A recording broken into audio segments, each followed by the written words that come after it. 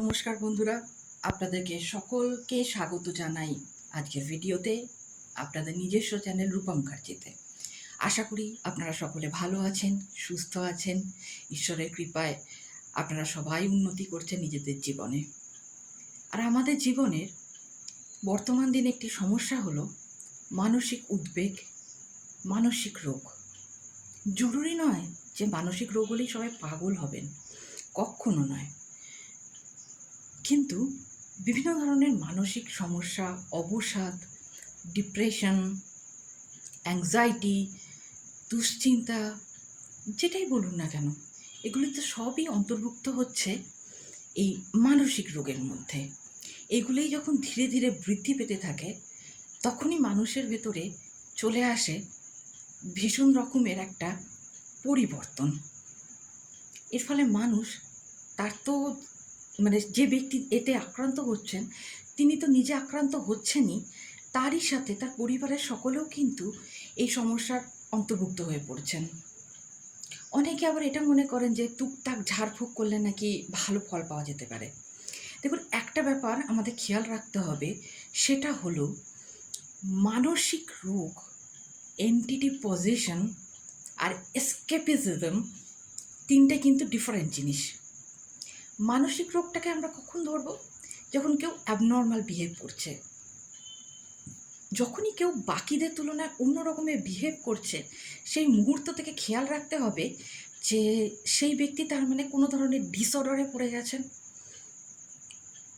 তো প্রথমেই এই জিনিসটাকে এন্টিটি পজেশন হিসাবে নেওয়া উচিত নয়। এক্ষেত্রে যেটা করা দরকার, সবার প্রথমেই উচিত হলো মানসিক রোগী তিনি হয়েছেন কি না, যিনি এরকম অদ্ভুত আচরণ করছেন, তার চিকিৎসা করানো, চিকিৎসকের কাছে নিয়ে যাওয়া। বা ধরুন, ব্যক্তি মানুষ হিসেবে আপনি বা আমি যদি কখনো অনুভব করি যে আমাদের সাথে কিছু অ্যাবনর্মাল হচ্ছে, আমরা নিজেরাই এই ধরনের বিহেভ করছি, আমাদেরও তো উচিত জাগ্রত হয়ে কোনো সাইকিয়াট্রিস্টের কাছে যাওয়া, কোনো মনোরোগ বিশেষজ্ঞের কাছে যাওয়া। দেখুন, এতে লজ্জার কিছু নেই। এরপরে যেটা আসে সেটা হলো এন্টিটি পজেশন, অর্থাৎ ভূতে ধরা, বা এর সাথেই আসে ভর হওয়া। আসুন প্রথমে আলোচনা করা যাক ভূতে ধরাটা কী জিনিস হচ্ছে। ভূতে ধরাটা হলো যখন এক ব্যক্তি স্টেপ বাই স্টেপ নিম্নগামী হচ্ছেন মানসিকভাবে। সেই ব্যক্তি প্রথমে কি অনুভব করবেন যে চারপাশটা কেমন ঠান্ডা হয়ে আসছে। তিনি এমন কিছু শুনছেন, দেখছেন, বুঝছেন, অনুভব করছেন, যেটা তার বাড়ির বাকি সদস্যরা বা তার খুব আপনজনেরাও কিন্তু এটা অনুভব করছেন না। এরপরে যেটা আসে সেটা হলো ভর হওয়া। দেখুন, এই জিনিসটা নিয়ে কিন্তু প্রচুর বিতর্ক আছে। আগেকার দিনে যখন হতো এই ব্যাপারটা, যে ধরুন কোনো পাহাড়ি অঞ্চলে বিশেষ করে এই ব্যাপারটা দেখা যেত, যে সেখানে কোনো গ্রাম দেবতা পার্টিকুলার কোনো ব্যক্তির মাধ্যমে এসে উপস্থিত হচ্ছেন। বা দেখবেন কালী পুজোর রাতে বা বেশিরভাগ সময় ধরুন নবরাত্রির সময় দেখা যায় যে মাতা ভর করছেন। এগুলো খুব একটা সুস্থ ব্যাপার নয়। কোনো শিক্ষিত সমাজে এই ধরনের কাণ্ড আপনি শুনছেন? কেউ মেনে নেয়? এইখান থেকেই আসে এসকেপিজম বা পলায়ন মনোবৃত্তির ঘটনা। অর্থাৎ যখন কোনো ব্যক্তি দেখছেন তার ব্যক্তি স্বার্থ চরিতার্থ করতে গিয়ে এই ধরনের ব্যাপারগুলো হাতিয়ার করলে তিনি অতি সহজেই কারোর ওপর থেকে বদলাটা নিতে পারছেন। এই ক্ষেত্রে এই যে পলায়ন মনোবৃত্তিটা হচ্ছে, অর্থাৎ পলায়ন মনোবৃত্তি কেন বলা হচ্ছে না, সামনাসামনি ফেস করার সাহসটা কোনো ব্যক্তি যখন পান না, তখন তিনি এই ধরনের ব্যাপারগুলো করে থাকেন। আরে আমার মধ্যে তো মাতা এসেছেন, আমার মধ্যে তো মুখ দেবতা এসেছেন, তোমাকে শিক্ষা দেওয়ার জন্য আমার আগমন হয়েছে এর শরীরে, চলো, লাঠি নিয়ে হয়তো কাউকে মারতে ছুটলেন। এবার বাকিরা ভাবলেন, আরে বাবরে, এর উপরে তো ভগবানের ভর হয়েছে, দেবী এসেছেন, দেবতা এসেছেন, তো ঠিক আছে, ইনি যা করছেন হয়তো আমারই ভুল। এইভাবে কিন্তু অনেকেই এটা করে থাকেন। আপনারা একটি কেসের কথা শুনেছেন কিনা আমি জানি না। সেখানে এক লেডি এই রকম দাবি করেছিলেন যে তার উপরে মাল্টিপল এন্টিটি পজেশন হচ্ছে। তিনি কখনো এটা করছেন, কখনো সেটা করছেন, কখনো ঘাড় ব্যাকাচ্ছেন, কখনো হাত তুলছেন, কখনো কাউকে মারছেন, কাউকে খুন করতে যাচ্ছেন। আদতে কিন্তু ব্যাপারটা সেটা ছিল না। একটু অনুসন্ধানের পর সকলে জানতে পেরেছিলেন যে লেডির একটা এক্সটার্নাল ম্যারিটাল অ্যাফেয়ার আছে, এবং সেই লেডি সেই ভদ্রলোকের সাথে, যদি তাদেরকে ভদ্রলোক ভদ্রমহিলা বলা হয়, যাই হোক, সম্মান রক্ষার্থে আমরা কথাগুলোই বলবো, কারণ আমাদের রুচি তো বিকৃত নয়। তো যাই হোক, সেই লেডি ওনার সাথে বিদেশ যাওয়ার, মানে দেশ ফেশ ছেড়ে দিয়ে পালিয়ে যাওয়ার একটা প্ল্যান করেছিলেন, এবং এটা ধরা পড়ার পর তিনি সেই অনুসন্ধান দলকে এটা বলেছিলেন যে অনুগ্রহ করে আমার বাড়ির লোকের কাছে বলবেন। আমি কিন্তু এই কথাটা স্বীকার করবো না, আর আপনাদের কাছে এমন তথ্য নেই যে আপনারা আমাকে ভুল প্রমাণ করবেন। তারপরে কি হয়েছিল মাফ করবেন, এ বিষয়ে অহেতুক চর্চা আমার উচিত মনে হয়নি, তাই আমি আর কোনো খোঁজখবর করিনি। এবার যেটা হলো যে এন্টিটি পজেশন আর মানসিক রোগের যে লক্ষণগুলো থাকে সেগুলো কিন্তু খুব ক্লোজ। নয়ডাতে একটা কেস হয়েছিল যে উঁচু কক্ষের এক ছাত্র দ্বিতীয় শ্রেণীর এক ছাত্রকে খুন করেছিল। দেখুন, এটা এন্টিটি পজেশন হিসাবে আমরা নিতে পারি, কিন্তু কথা হচ্ছে ছেলেটি তো একদিন এরকম মরিয়া হয়ে ওঠেনি, একে খুন করবো, একে মারবে, এই ধরনের মানসিকতা নিয়ে। বা যে কোনো সিরিয়াল কিলার, তারাও কিন্তু এই ধরনের ব্যাপারটা থেকে চলে আসে। তাই বাড়ির লোকেদের সতর্ক হওয়া খুব প্রয়োজন।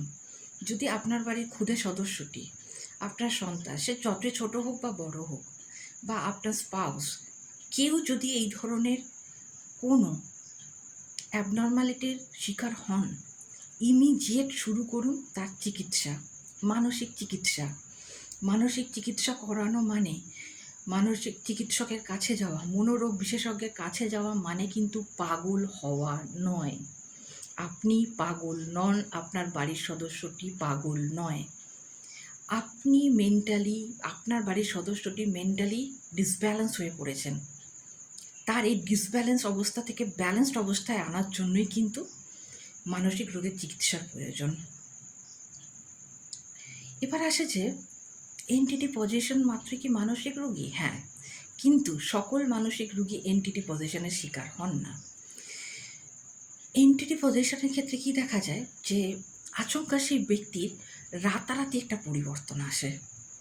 এক্ষেত্রে অবশ্যই বশীকরণ বা উচ্চাটনের ব্যাপার আছে, যদিও এই ব্যাপারগুলোকে আমি ব্যক্তিগতভাবে সমর্থন করি না, কিন্তু এই ব্যাপারগুলো আসে। এ বিষয়ে অবশ্যই ভবিষ্যতে আলোচনা করার খুব ইচ্ছে রইল। তো এক্ষেত্রে যেটা হয় সেটা হলো আমিষ খাওয়ার উপরে এক ধরনের একটা ভীষণ লালসা দেখা দেয়। ব্যক্তির এমনও অবস্থা হয়ে থাকে যে তিনি কাঁচা মাংস খেলে সেটা পর্যন্ত স্বীকার করেন, কিন্তু বাড়ির লোকের কাছে এই কথাটা বলতে পারেন না, লজ্জায়, সামাজিকতার ভয়ে। এটা কিন্তু তখন আর মানসিক রোগ থাকছে না। মানসিক রোগী যত কাণ্ডই করুন না কেন, তিনি কিন্তু কাঁচা মাংস খাওয়ার মতোই বিভৎসতা করতে পারেন না।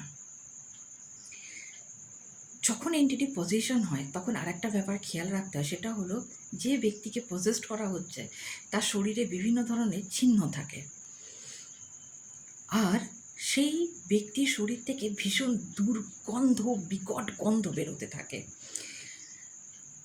সেই ব্যক্তি আচমকাই হয় তার বাবার প্রতি অথবা মায়ের প্রতি বিরূপ হয়ে ওঠেন। হয়তো তিনি সুস্থ স্বাভাবিকভাবে কথা বলছেন, কিন্তু কথা বলতে বলতে এতটাই অ্যাগ্রেসিভ হয়ে পড়েন যে তিনি তার নিজের ওপর থেকে কন্ট্রোল হারিয়ে ফেলেন। এমন পজিশন হয়ে যায় যেখানে মনে হয়, আরে বাপরে বাপ, এ সামনের ব্যক্তি তো যে কোনো কাউকে খুন করতে পারে। এবং এই স্তরে যদি একটি মানুষ দীর্ঘদিন থাকেন, তিনি কিন্তু মানসিক রোগীর শিকার হয়ে যান।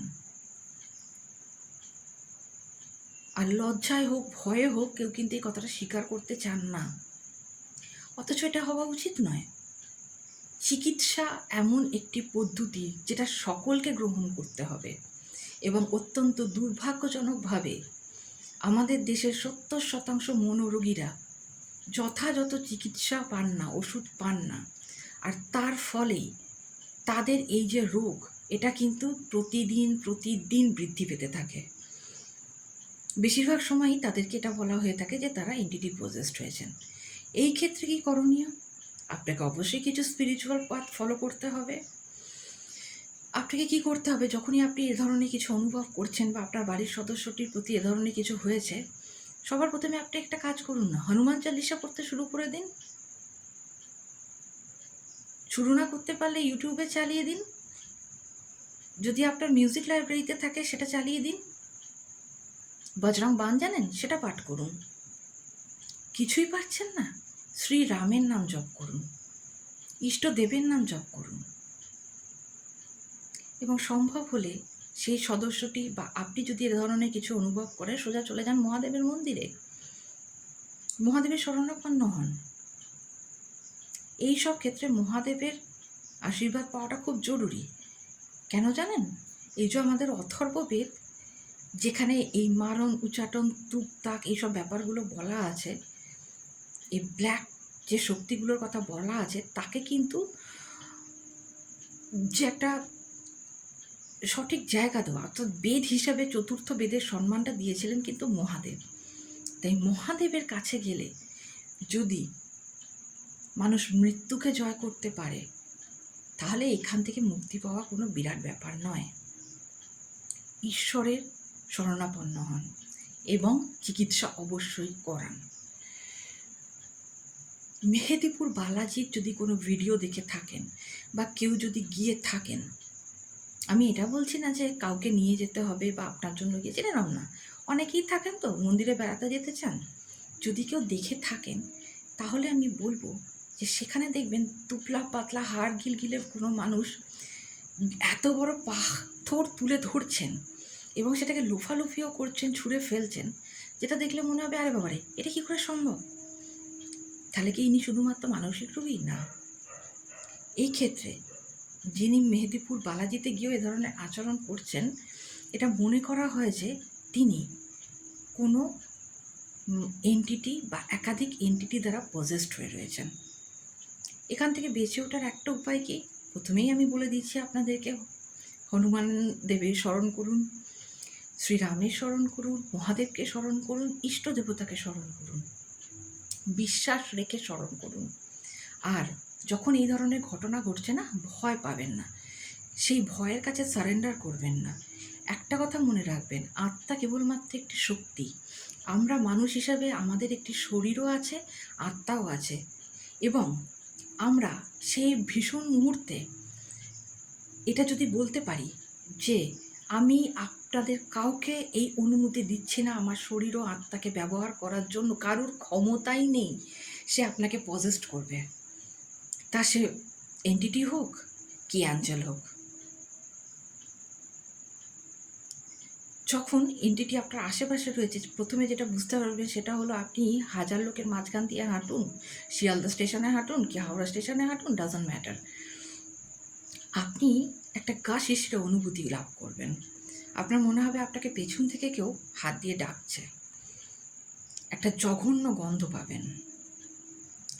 আর যদি কখনো এরকম হয় যে আপনি পেছন থেকে কারোর সাহায্য পেলেন বা কেউ আপনাকে হাত দিয়ে পড়ে যাওয়া থেকে আটকালো, কিন্তু কোনো দুর্গন্ধ নেই, অথবা কোনো মন্দিরের পবিত্র সুগন্ধ পাচ্ছেন, অথবা হঠাৎই আপনার মনে হলো যে আপনার ভেতরে একটা অদ্ভুত শক্তি চলে এসেছেন, মনে রাখবেন এগুলো কিন্তু এন্টিটি পজিশনের কথা নয়। এক্ষেত্রে আমরা যেটা ভাবতে পারি সেটা হলো অ্যাঞ্জেল এসেছেন। এবার দেখুন, বিশ্বাসে মেলায় বস্তু, তর্কে বহুদূর। আমি আপনাদেরকে কোনো বিষয় নিয়েই একমত হতে বাধ্য করব না, কারণ আমি বিশ্বাস করি বিশ্বাসে মেলায় বস্তু, তর্কে বহুদূর। এই সমস্ত ঘটনার সময় একটাই কথা মনে রাখবেন, অন্ধবিশ্বাস ও গুজবে কান দেবেন না, গুজব ছড়াবেন না। রোগকে রোগ হিসেবে নিন, খোলা মনে নিন, চিকিৎসা করান। সত্যিই যদি খারাপ কিছু হয়ে থাকে, এই ওঝা টোঝা ডেকে ঝাড়ফুঁক করে যেটা হয় না, কোনো স্পিরিচুয়াল গুরুর কাছে চলে যান। ইউটিউবেতে এত লোক রয়েছেন, আমাদের কলকাতাতেই রয়েছেন যারা এই ধরনের প্যারানর্মাল ইনভেস্টিগেশন করে থাকেন। বাড়ির কাছাকাছি কোনো দরগা বা মন্দির থাকলে সেখানে নিয়ে চলে যান ব্যক্তিটিকে, বা আপনি যদি হন আপনিই চলে যান। আর আপনি কাউকে এই অনুমতি দেবেন না যে তিনি আপনার শরীরে এসে কবজা করতে পারেন। এইটুকু ব্যাপার তো আমাদের মধ্যে থাকাটা জরুরি, তাই না? আজকে তবে বিদায় বন্ধুরা, নমস্কার। খুব শিগগির আবার আপনাদের সাথে দেখা হবে, অন্য কোনো বিষয়ে আমরা কথা বলবো। পাশে থাকুন, চ্যানেলের উন্নতিতে আপনাদের অবদান আমি সবসময় কৃতজ্ঞ চিত্তে স্মরণ করি। ধন্যবাদ, নমস্কার।